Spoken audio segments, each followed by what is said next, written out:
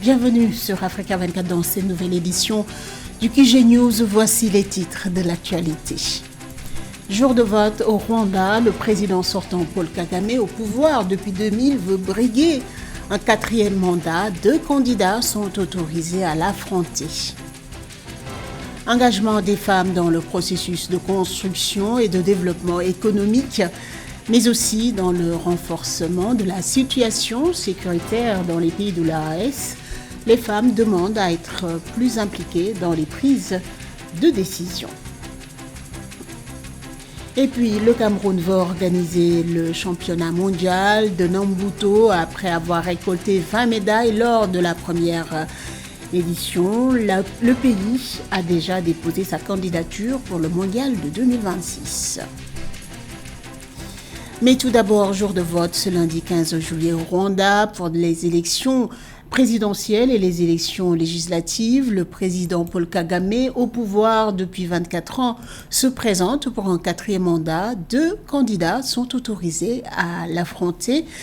Franck Habineza, chef de la seule formation d'opposition, le Parti démocratique vert, et l'indépendant Philippe Maï-Pienmamana. Les bureaux de vote ont été ouverts dès 7 heures locales ce matin. 9 millions de Rwandais sont appelés aux urnes. Quelques électeurs se sont exprimés. C'est très émouvant d'être en mesure de pouvoir voter en ce jour et de contribuer à façonner la destinée de notre nation. Je viens d'effectuer mon vote et l'affluence que nous observons est exceptionnelle.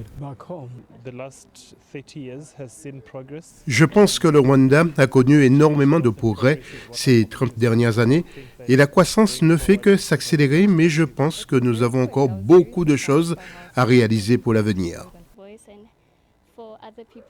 J'ai l'impression aujourd'hui de porter la voix des personnes qui sont plus jeunes que moi et qui ne peuvent pas encore voter. J'ai également l'impression de pouvoir apporter un changement en effectuant ce vote et je suis enthousiaste de voir comment le Rwanda peut évoluer dans le futur. Dans le reste de l'actualité, en Somalie, 9 personnes ont perdu la vie lors d'un attentat et 20 autres blessés ce dimanche. Dans un attentat à Mogadiscio, la capitale, une voiture piégée a explosé devant un café bondé lors de la retransmission de la finale de l'Euro 2024. Les autorités ont attribué l'attentat aux Chebab, islamistes radicaux affiliés à Al-Qaïda. Le groupe rebelle a mené des attaques répétées meurtrières contre des cibles politiques, sécuritaires et civiles en Somalie, mais aussi dans les pays voisins, dont le Kenya.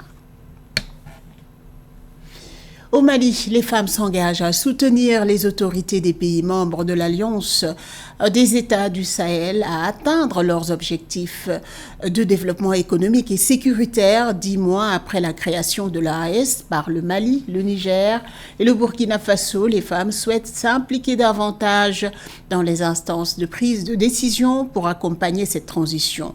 Pauline Minka.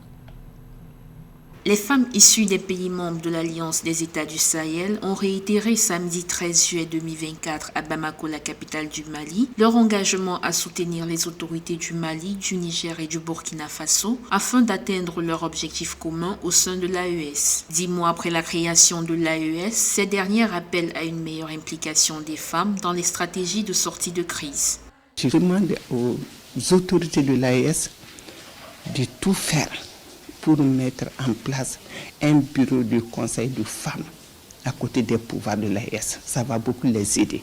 Depuis la création de l'AES, les initiatives ne cessent d'émerger à l'endroit des femmes. Selon la représentante de l'Union malienne des associations et comité des femmes handicapées, Atou Mangakou, les femmes des 3 pays doivent se concerter afin qu'il y ait une plateforme des femmes de l'Alliance et qu'il y ait une structure inter-État des femmes pour coordonner leur vision et pour accompagner la dynamique de cette alliance. On doit bien nous organiser, nous mettre en groupe solidaire et si possible même faire des conférences, débats dans le marché partout. Par ailleurs, le 3 mars 2024, l'Alliance des femmes des États du Sahel a été officiellement créée au Burkina Faso pour une meilleure collaboration entre les femmes des pays de l'AES, entre autres, mais peine selon certains experts à s'organiser. En vue de renforcer les relations commerciales entre le Cameroun et l'Afrique du Sud, une délégation commerciale sud-africaine s'est rendue au Cameroun, composé de 20 entreprises appartenant principalement dans les secteurs du vin, de l'agroalimentaire, de l'industrie et des services. Cette initiative vise à renforcer les partenariats économiques entre les entreprises sud-africaines et camerounaises et à encourager les investissements au Cameroun. Marie-Raphaël Tolo. Au cours de l'année 2023, seulement 12,7% des 2998,6 milliards de francs CFA de recettes d'exportation engagées par le Cameroun provenaient des partenaires commerciaux africains, selon l'Institut national de la statistique sur le commerce extérieur. L'Afrique du Sud a pour sa part exporté vers le Cameroun 143,8 tonnes de marchandises pour une valeur de 47,9 milliards de francs CFA. En vue de booster les échanges entre l'Afrique du Sud et le Cameroun, une délégation commerciale sud-africaine a conclu une mission de 2 jours à Yaoundé au Cameroun.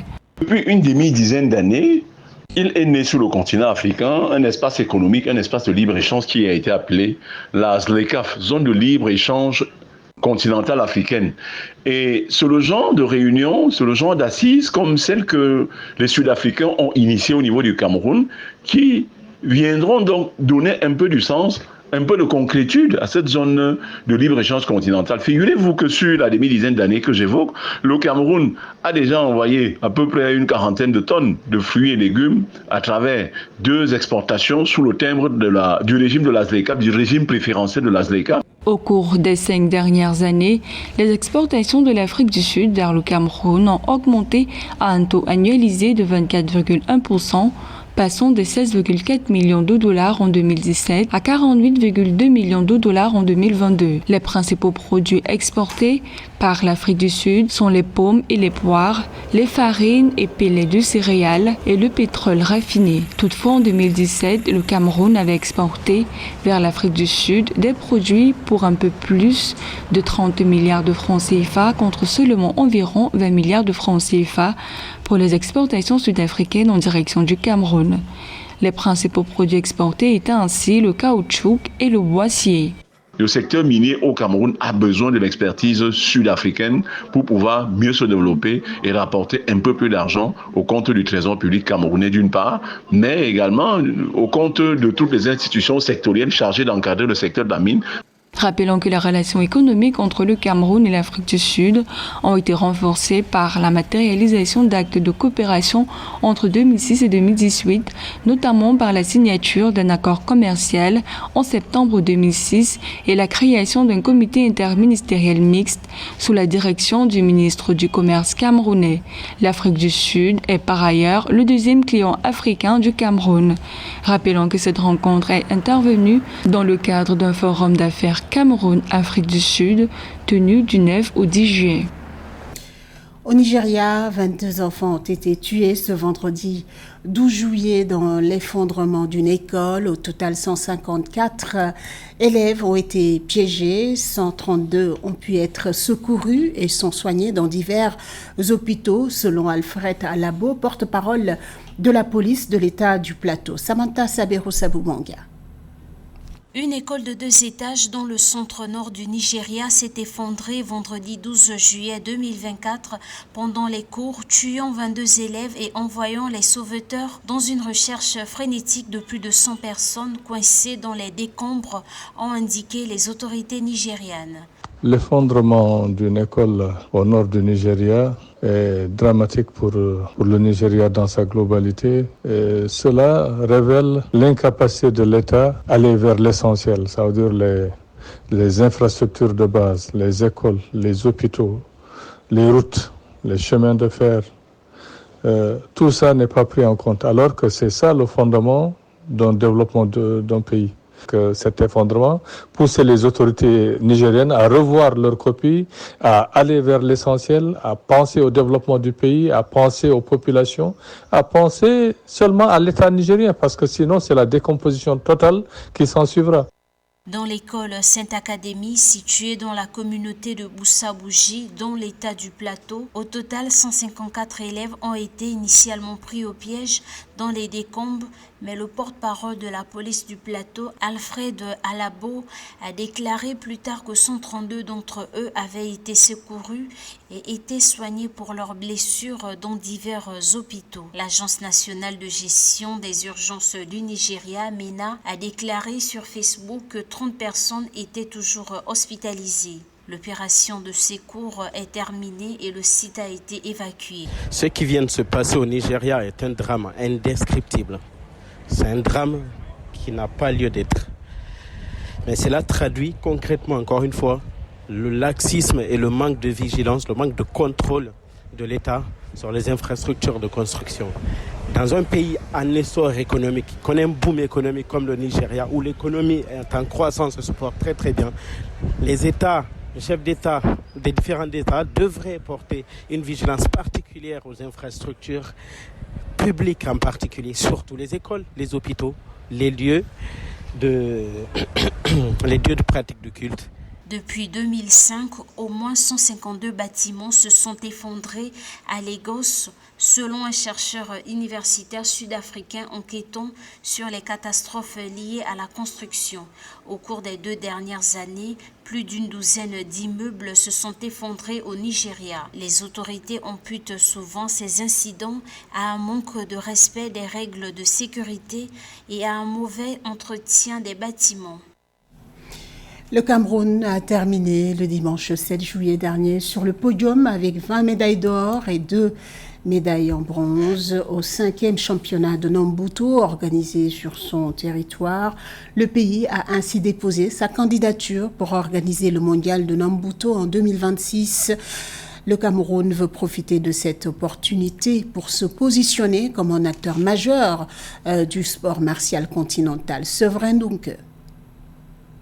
Au lendemain du championnat d'Afrique de Nambudo, tenu du 3 au 9 juillet 2024 à Yaoundé, compétition dont les lions indomptables de la discipline se sont accaparés le sacre avec 20 médailles en or sur 22 à pourvoir, le ministre des Sports et de l'Éducation physique du Cameroun, Narcisse Mouele Kombi, a officialisé le 8 juillet 2024 la candidature camerounaise à l'organisation du mondial de Nambudo prévue en 2026. C'était au cours d'une rencontre avec la délégation de la Confédération africaine de Nambudo dont il a sollicité le soutien. Nous disons que nous sommes confiants parce que, aussi bien au plan managérial qu'au plan technique, nous évoluons dans un processus d'amélioration continue de nos performances, de nos compétences. Donc, pour toutes ces raisons, nous pensons que nous sommes prêts à accueillir la Coupe du monde de Nambudo au Cameroun en 2026. La candidature camerounaise à l'organisation du 9e championnat mondial de Nambudo, de l'avis de plusieurs spécialistes, est flatteuse de par le succès de l'organisation du championnat continental 2024, mais davantage la maîtrise technico-pratique dans la discipline dont elle a fait montre et qui lui a valu un 5e sacre d'affilée. Bien sûr, le Cameroun aujourd'hui, il a monté la barre, comme on dit, il a monté la barre au niveau d'organisation, au niveau technique, au niveau de championnat, au niveau de logistique. Mais on ne sait pas encore quel pays va là, mais on espère qu'il soit bon. Pour moi personnellement, j'opte pour le Cameroun parce que j'ai vu le niveau d'organisation, le niveau d'engagement, le niveau même technique d'équipe camerounaise. Et je suis très très satisfait par rapport à tout ça. L'accueil était très très chaleureux, ils ont très bien pris soin de nous. Donc je pense qu'ils sont mieux qualifiés pour ça.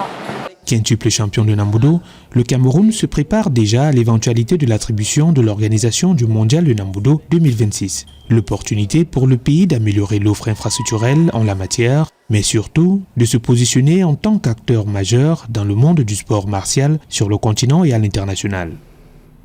Ce journal a été réalisé par l'ensemble de la rédaction. Merci pour votre fidélité. Dans un instant, une nouvelle édition de l'information sur Africa 24.